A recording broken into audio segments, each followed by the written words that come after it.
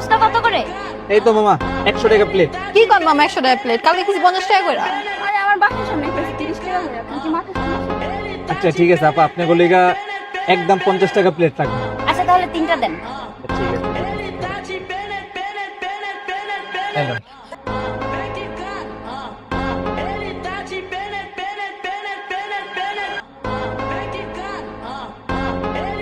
নেন মামা।